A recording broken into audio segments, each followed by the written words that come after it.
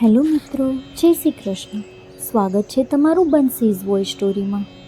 આજે આપણે જાણીશું દેવઉઠી અગિયારસી વિશે.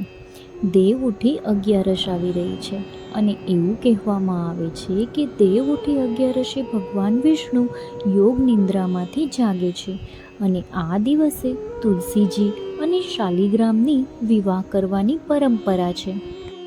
આ વર્ષે તિથિઓમાં ફેરફારને કારણે દેવઉઠી એકાદશી 1 અને 2 નવેમ્બર એમ 2 દિવસે આવે છે. એવું માનવામાં આવે છે કે ભગવાન વિષ્ણુ 4 મહિના પછી યોગ નિંદ્રામાંથી જાગે છે અને આ તિથિએ તુલસીજી અને શાલિગ્રામ વિવાહની પણ પરંપરા છે. આ તિથિ પછી લગ્ન અને ગૃહસ્થતા જેવા શુભ પ્રસંગો માટે શુભ સમય ઉપલબ્ધ થાય છે. એકાદશી પર ધ્રુવ, રવિ અને ત્રિપુષ્કર યોગ પણ બની રહ્યા છે.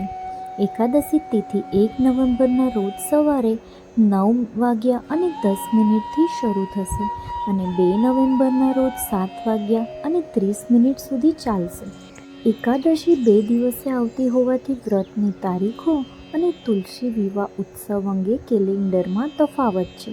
કેટલાક કેલેન્ડરમાં એકાદશી વ્રત અને તુલસી વિવાહ 1 નવેમ્બરના રોજ રાખવામાં આવ્યા છે, જ્યારે કેટલાક કેલેન્ડરમાં 2 નવેમ્બરના રોજ રાખવામાં આવ્યા છે.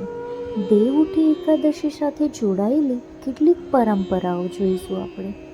આ દિવસે ભગવાન વિષ્ણુના સ્વરૂપ તુલસીજી અને શાલિગ્રામના વિવાહ કરવામાં આવે છે. એવું માનવામાં આવે છે કે તુલસીજી વિવાહ કરવાથી કન્યાદાન કરવા જેટલું જ પુણ્ય મળે છે અને ભક્તને મોક્ષ મળે છે. એવું માનવામાં આવે છે કે આ દિવસે કરવામાં આવતી ધાર્મિક પ્રવૃત્તિઓ અને પૂજા પણ લગ્ન જીવનમાં ઉદ્ભવતી સમસ્યાઓને દૂર કરી શકે છે. તુલસીજીને ધનની દેવી લક્ષ્મીનું સ્વરૂપ માનવામાં આવે છે, તેથી તુલસીજીની પૂજા કરવાથી મહાલક્ષ્મીના આશીર્વાદ મળે છે.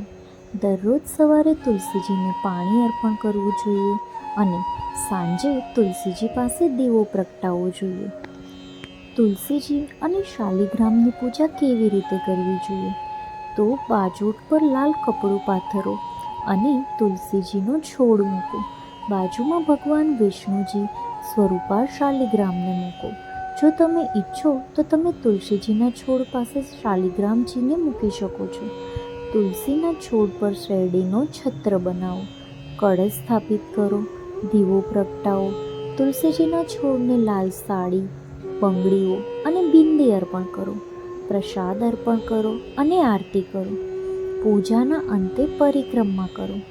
ઓમ નમો ભગવતે વાસુદેવાય અને ઓમ તુલસી દેવાય ચ વિદ્મહે વિષ્ણુ પ્રિયાય ચ ધીમહિ તન્નો વૃંદા પ્રચોદયાત મંત્રનો જાપ કરો.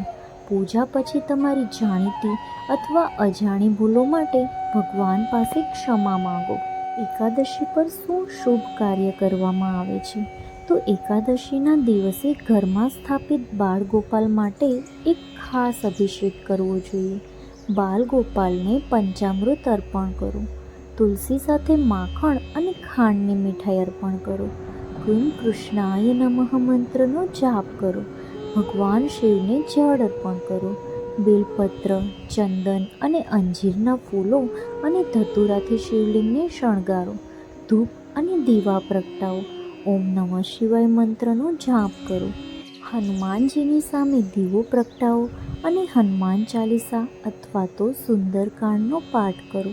જો તમે ઈચ્છો તો તમે ઓમ રામ દૂતાય નમઃ મંત્રનો જાપ કરી શકો છો. પરિણીત સ્ત્રીને લાલ સાડી, બંગડીઓ, બિંદી, સિંદૂર જેવી લગ્નની વસ્તુઓનું દાન કરો. તેમજ મિત્રો, આ દિવસે ગાયોની સંભાળ રાખવા માટે ગૌશાળામાં દાન કરો. ગાયોને લીલું ઘાસ ખવડાવો અને ગૌશાળામાં સેવા આપો. તો મિત્રો, આજે આપણે જાણ્યું દેવઉઠી એકાદશી ક્યારે છે તેમજ તેનો મહિમા. જો તમને મારા આવા વિડીયોઝ ગમતા હોય તો લાઈક અને શેર કરી દેજો અને આવા જ બીજા વિડીયોના નોટિફિકેશન તમને મળી રહે એ માટે મારી ચેનલને સબસ્ક્રાઈબ જરૂરથી કરી લેજો. Thank you for watching.